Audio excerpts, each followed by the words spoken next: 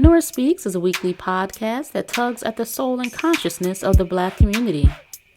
With show topics such as youth empowerment, education, women's impact, and civic engagement, Nurah Speaks challenges the listener to not only join the movement, but be the movement. On the show, you'll learn from insightful guests who have demonstrated capacity in these fields and more, and I'm your host, Nurah Muhammad. Welcome to the show.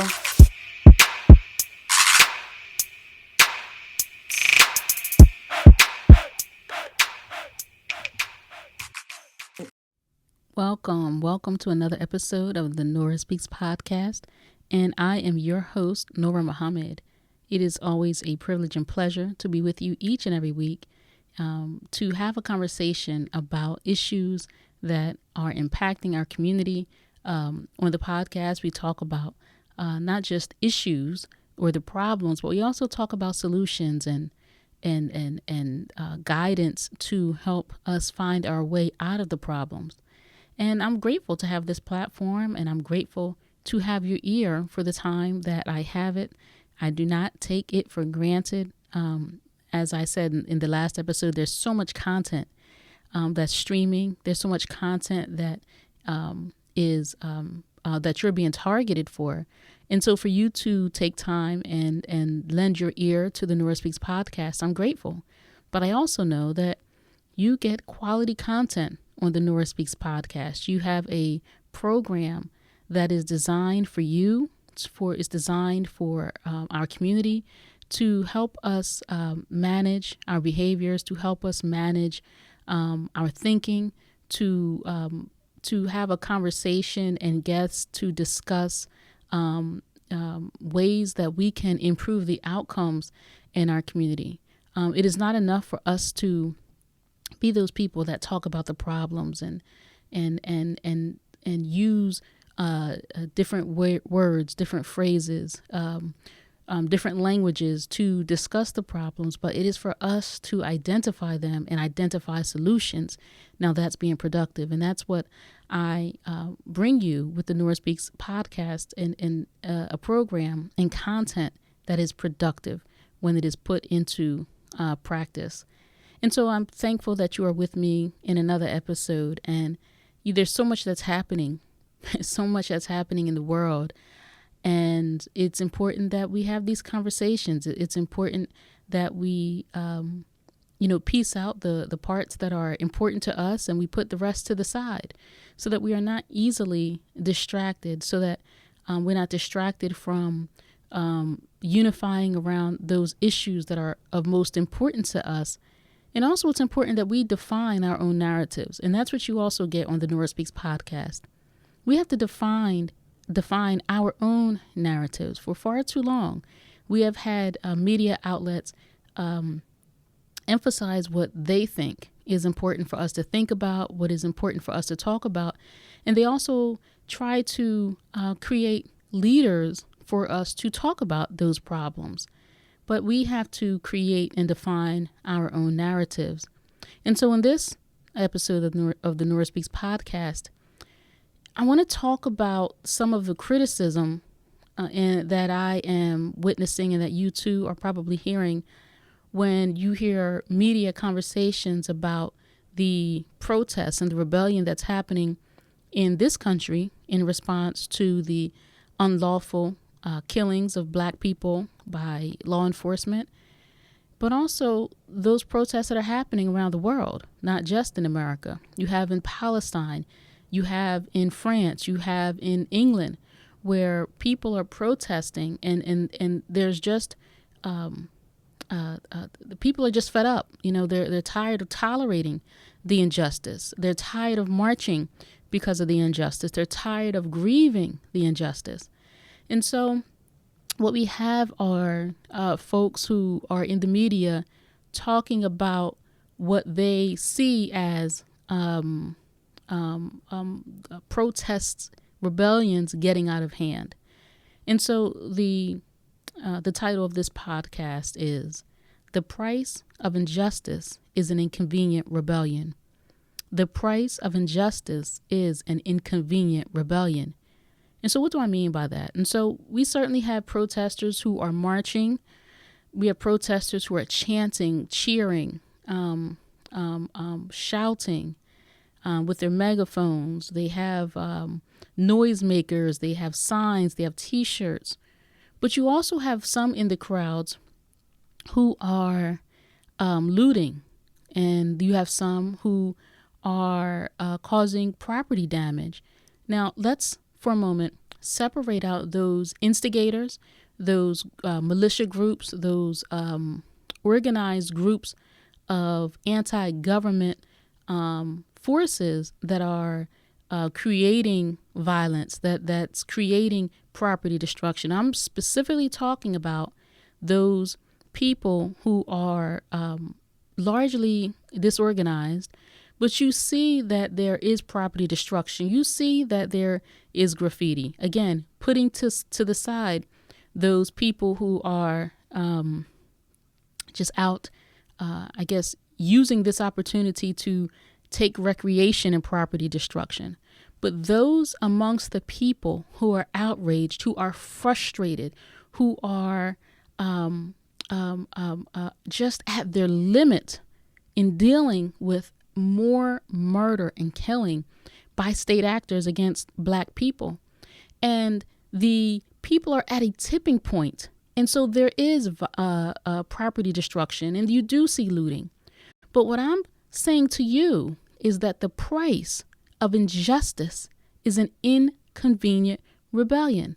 Now, certainly, those who are being protested against, you would want those who are protesting against you to make you comfortable, to protest in a way that you can tolerate, to make their voices heard in a manner that's comfortable for you. But the protest cannot make you comfortable. The rebellion is not going to be civil. You see, for decades in this country, we have had our forefathers march. They have written letters. They have created movements in passive ways in which they're asking politely to take your knee off of my neck. And these polite requests were not honored. They were not heard. They were ignored. Well, the people are tired of asking politely. And so is it fair for the institution or the aggressor to moderate the way that the people express their dissatisfaction? I would say no. I would say that would be ridiculous. What movement, what passive, peaceful movement has created any change in this country or any other country for that matter? But we're specifically talking about America because America is a very, very, very unique nation. So we have not seen any convenient or peaceful rebellion impact what's happening here in this country. So this movement is not going to be convenient. This movement is not going to be what you consider to be peaceful. So I think, and I reflect back to the bus boycott, and that was inconvenient. It wasn't just inconvenient for the American bus companies because they were losing money, but it was also inconvenient to the people who were boycotting the buses, where they had to go out of their way to maintain that movement for months and months and months. And they had the endurance to do so. It was convenient for everybody. It was inconvenient for the protester, and it was inconvenient for the institution that the protest was against. So don't you come after giving the people injustice and suggest that they're not protesting civilly. Well, the act that they're protesting against was not a civil act. And there has to be the phrase turnabout is fair play.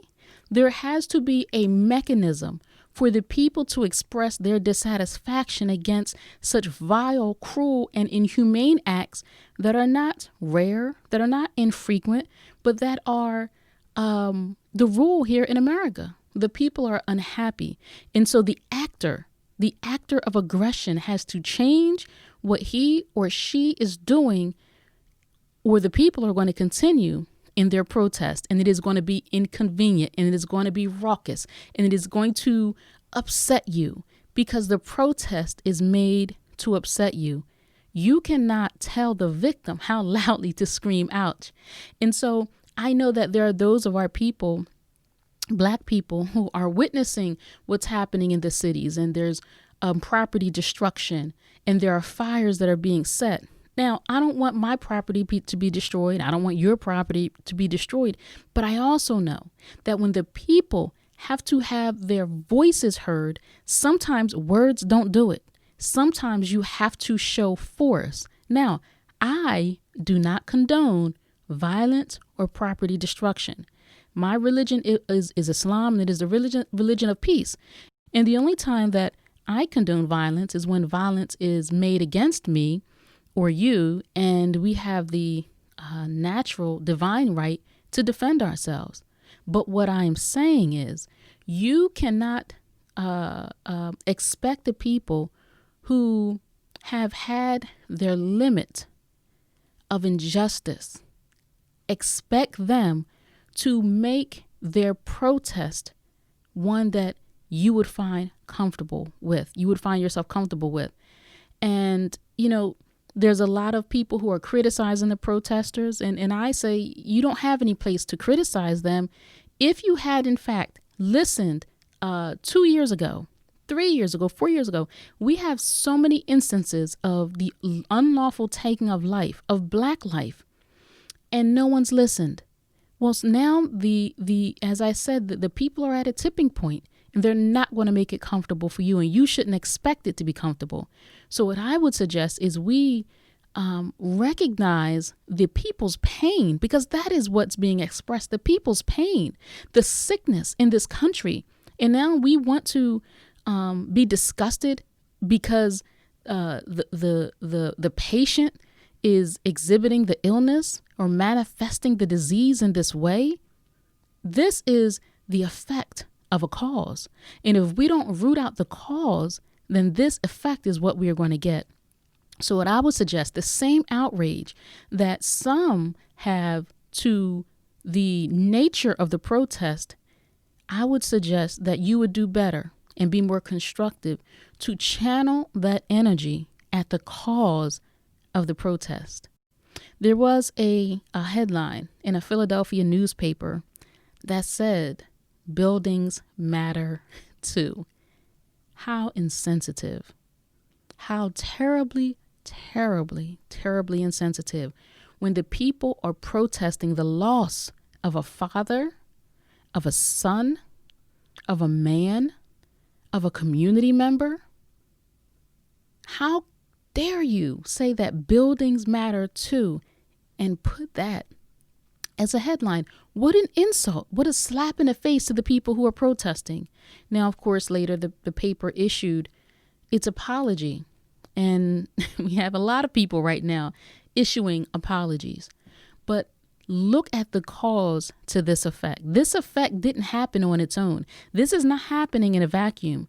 This is the result of the injustice that has happened in this country. And so I will repeat, the price of injustice is an inconvenient rebellion.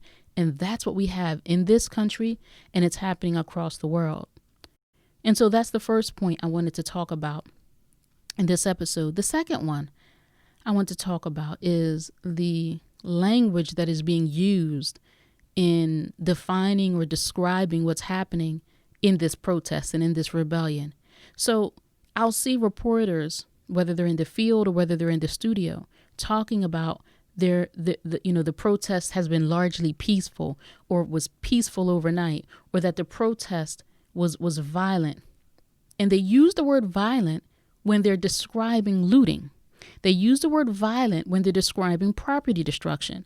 Well, now we have to talk about definition, and we have to wonder why these anchors and these networks are describing our protest that includes some looting, that includes some vandalism, as violent. You see, again, the idea that you are painting the victim with the negative brush. These people are the victims of the injustice. And so the actions of those who have been harmed by it, that's the effect. And so to use the word violence when you're describing looting or you're describing vandalism is inaccurate, and you're misleading the people's thinking. It's the same way you will describe in the news a 17-year-old black man, if he's black, even though he's 17 and he's a teenager and he's a minor and he is not an adult. Legally, we do not consider him a man. But we'll see a 16, 17, sometimes an 18-year-old Caucasian, and I've seen where it says 18-year-old teenager. 18-year-old teenager if he's white, but he's a 17-year-old black man if he's black. So we cannot be misled by the language that's being used. Violent, that's aggression. Violence, that's assault and that's abuse. Looting, vandalism, that is not violence. Now, some of these protests and these rebellions and these uprisings have had some violence in them. And I will say the protesters and the looters, they're not being violent with each other. If they're looting, they're trying to take stuff and run. If they're vandalizing, they're breaking glass or spraying graffiti. But the protesters aren't fighting with each other. Largely, the violence doesn't come until there's engagement with law enforcement. And so in some cities across the country, the protests that the people have had been peaceful, have been supported by the local law enforcement. And in some cities, local law enforcement has taken a military. In some cities, the police have taken a military posture and are engaging the people as if they're on the battlefield, not as if these are the citizens that they are responsible to protect. And so there are countless cases of the police being reckless with their clubs, with their pepper spray, shoving and pushing people, tasing people who are really not doing anything wrong, not being aggressive. We have the case of the college students that were taken out of their car. They were tased. The windows were smashed. The tires were flattened. And the car in front of them was a Caucasian female smiling and waving. So what was the difference between the car number one and car number two, except you see black people in it? So we are responding to something, and we can't expect the response to be measured that's going to make us comfortable. But we also have to listen and recognize the language that's being used to define this rebellion, to define this uprising and this protest. Violence is not aggression. Violence is aggression. Violence is abuse, and violence is assault. And we largely do not see violence until there is an engagement with law enforcement, or until there is an engagement with an opposing force. Sometimes it's, as I see in some cities, it's Latin gangs. Some cities it's militias, or they call them right wing, or organized people who are armed. So the violence comes when there's an opposer, right? So I would be very careful, and I would suggest that you tune your ear to listen carefully to what they're saying about us, what they're saying about this rebellion, what they're saying about this protest. Again, looting and vandalism is not violence. So now, after you've heard me say this, go back and listen to the news and listen to how they describe some of these protests. And what they have described as violence is actually looting. What they have defined as violence may be some vandalism or some graffiti. Just pay attention to that. I think that's very, very important. So another point, the third point I wanted to address in this podcast is the calling out of people to speak against the police brutality, to speak out against the unlawful murder of Black people by law enforcement. So news anchors, popular news anchors that are on mainstream stations even, have called out celebrities to speak out on these issues. But I say we don't need celebrities to speak out on these issues to validate what upsets you and what upsets me. I don't need Oprah Winfrey. I don't need Ellen to speak out to legitimize what's happening in front of us. Some people are calling out Caucasian people, whether they're celebrities or just their coworkers or their colleagues or their classmates. They're calling out the white people that they know to speak out against this. For what? Them speaking out against it doesn't make it any more real, nor does it make it any more legitimate. This is us looking for validation. Do you need Jay-Z or Beyonce to say ouch for you to feel pain? Does it not hurt until Jay-Z says ouch? Does it not hurt until Beyonce says ouch? So we can't be so superficial that we need celebrities and Caucasian people to speak out on issues that we can plainly see with our own eyes is injustice. We don't need that. And, there's this protest shaming. And, if you're not marching, if you didn't march, then you haven't protested. And I'll tell you, I did not march. I do not march. No, you will not catch Nurah in a protest march. And there's several reasons for that. One reason is because of exactly what we're seeing. We're watching the abuse by law enforcement who are out of control, or as has happened in Boston, in New York, where the elderly man was just shoved and hit his head on the concrete, and the police just walked right on past him. So I don't march because of state actors who could be violent. I don't march because of instigators in the crowd who could instigate violence. My safety is a big concern for me. And the third reason I don't march is because my lifestyle is a protest. So I don't need to get out and march to City Hall or march to the Capitol to show my protest. That is my lifestyle. Nurah Speaks is a protest for me. So when I'm trying to elevate the consciousness of my people, that is a protest. And it doesn't just happen when we have the unlawful taking of life. It doesn't just happen when we see injustice in housing and injustice with medical treatment. What I do, and I'm speaking about me specifically, what I do as a lifestyle is a protest. The way I raise my children is a protest, because I'm teaching them to love Black, to defend Black, to support Black, to be Black. And I teach others the same. So just because somebody hasn't marched, let's not be so superficial that we want to shame them as if they're not experiencing your pain or as if they're not supporting the movement. And again, we do not need Caucasian people or celebrities to come out and speak out against this as if in some way now what we're feeling, experiencing, this frustration, this outrage is now legitimized. That's immature thinking, and we have to get out of that. Now, the fourth point.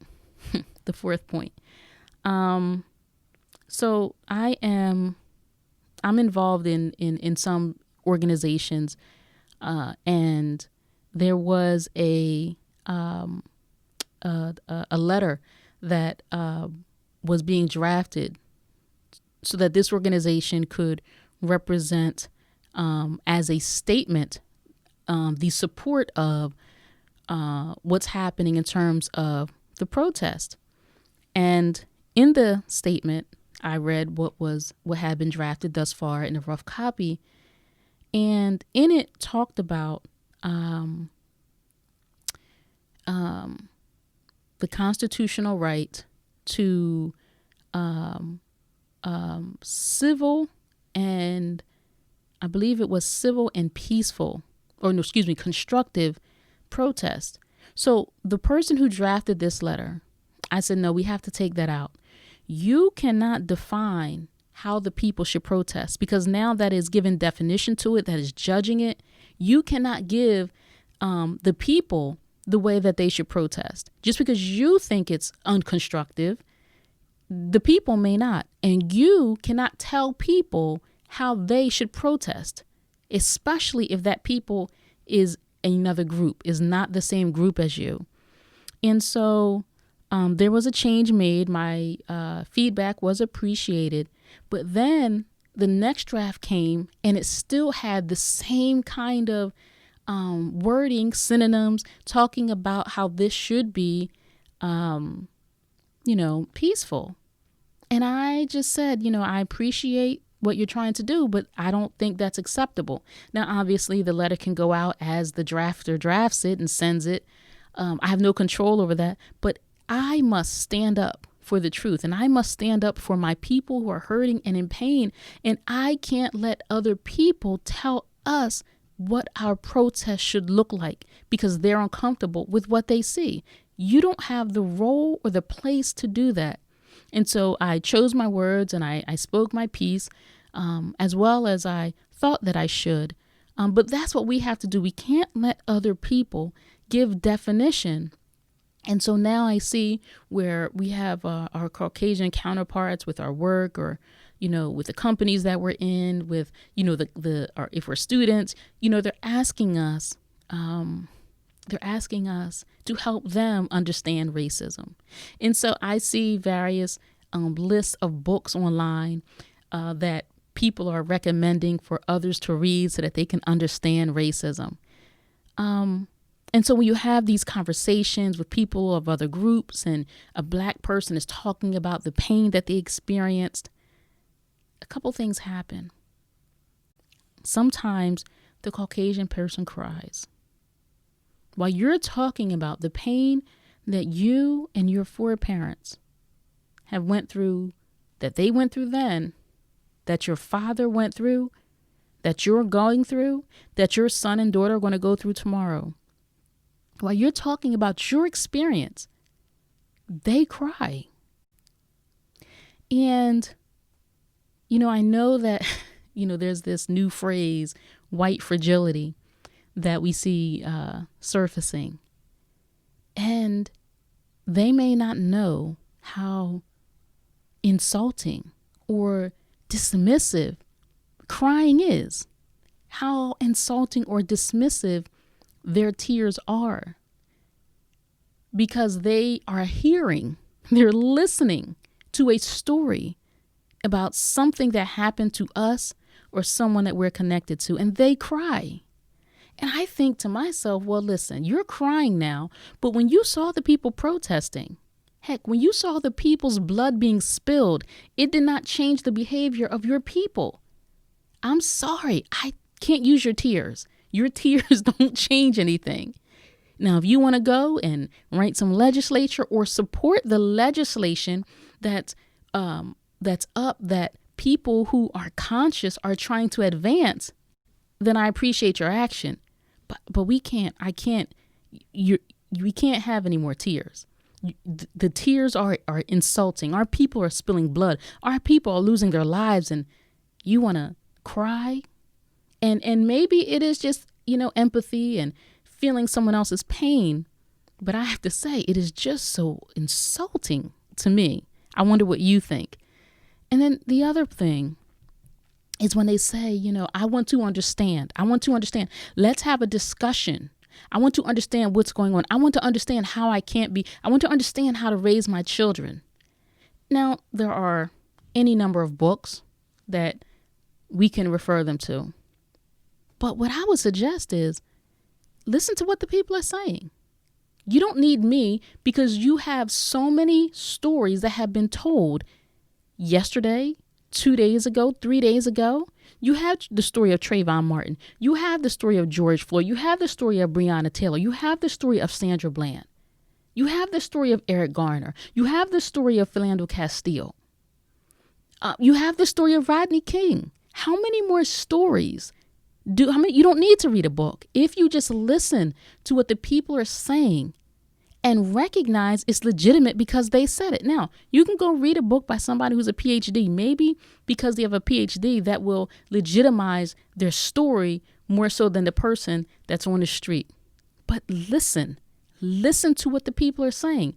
There needs not be another discussion. If you would just listen to what the people are saying, and don't listen to define what they're saying, listen to hear what they are saying, then you'll get it. So, these are just some thoughts that I wanted to share in this particular episode. I don't want us to become crossed, confused, or mixed up because other people are trying to define what the protest should be. Again, I don't condone property destruction. I don't condone looting. I don't condone theft. I don't condone graffiti. I don't. I don't think those things should happen. But I also can't condemn it. I cannot condemn the way somebody says ouch when they've been mistreated, when they've said ouch politely, when they've said ouch with a smile, when they've said ouch with their head down, when they've said ouch with tears streaming down their face, when they said, I can't breathe, sir. Now you want to tell us what our protest should look like? When they do that, brother and sister, we should be insulted, because that is an insult. Nobody should measure or moderate the way that we express our pain. I want to thank you so much for listening to this episode of the Nurah Speaks podcast. Until next time, stay in peace. Thank you for listening to another episode of the Nurah Speaks podcast. Be on the lookout for a new episode coming at you fresh next week. And as always, if you want to learn more about me and the work that I do, visit my website, NurahMuhammad.com. Or if you have a listener question, email me at info@NurahSpeaks.com. You can also follow the Nurah Speaks podcast on Facebook, Instagram, and Twitter at Nurah Speaks Podcast. I'll be sure to include links in the show notes. If this show has value to you, please subscribe, rate, and review, and share it with family and friends. And be sure to check out previous episodes. And remember, don't just join the movement, be the movement. Stay in peace.